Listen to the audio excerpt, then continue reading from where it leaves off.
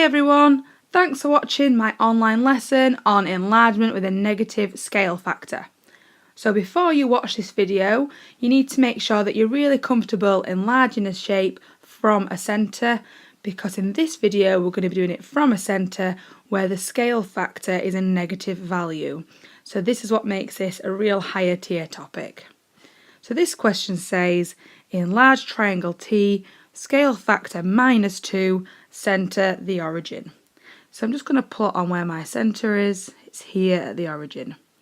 And as before, we're going to count how do we get from this point to one of the vertices on the shape. I'm going to start with the one that's closest, and that's this one here.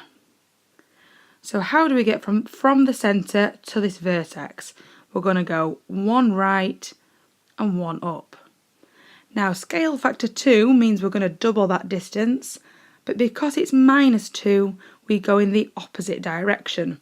So from the centre, we count 2 left, 2 down. This is where that vertex ends up. Now when you do enlargements from a centre where the scale factor is positive, once you have done one vertex, you can normally redraw the shape from there. When it's a negative scale factor, this isn't the case. You really need to do this process for every vertex before you can draw the shape, and I'll show you why. So again, picking the other vertex, I've got this one here. From the centre to this vertex is 3 right, 1 up. So doubling that in the opposite direction, I'm going to go 6 left and 2 down. So that's here. And then the last one from the centre to this vertex is 1 right, 4 up.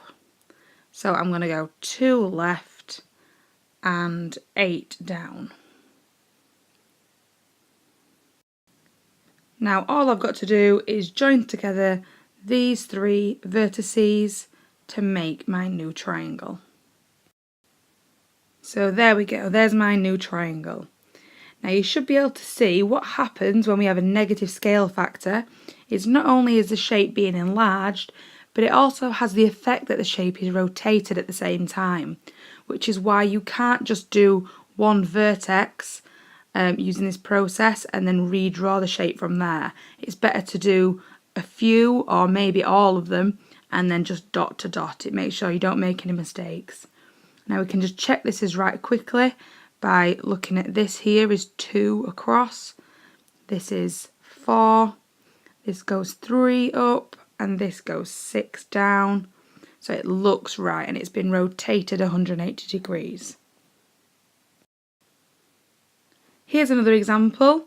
This time the scale factor is -1.5 and the centre is 0, 2. So first plotting on my centre, 0, 2 is there. And I'm enlarging by -1.5. So I'm going to start with this vertex here.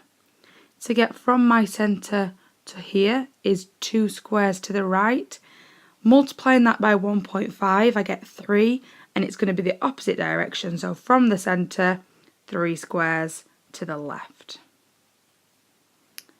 This vertex here, this is 2 right, 2 up.